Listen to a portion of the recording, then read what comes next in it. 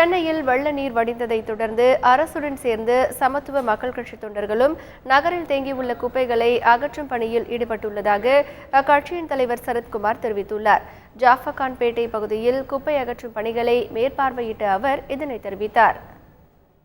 எங்களுடைய பங்காக அணில் போல் உதவியது போல நாங்களும் 2 பொக்கலைன்னு 3 லாரி வச்சு இந்த குப்பையெல்லாம் விரைவாக அவங்க அரசுக்கு உதவியாக வேகமாக நாங்களும் துரிதமாக அங்கங்கே சென்று அதை உடனடியாக எங்களால் முடிஞ்சது ஒரு 10-15 நாளைக்கு அதை அள்ளி அந்த கார்பேஜ் ரிமூவ் பண்ணும்போது நோய் பரவாமல் தடுப்பதற்கு ப்ளீச்சிங் பவுடர் போடுவதற்கு ஒரு மருத்துவர் முகாமுக்கு எங்கள் ஆம்புலன்ஸே வச்சுருக்கோம். அதில் டாக்டர்ஸ் இருக்காங்க.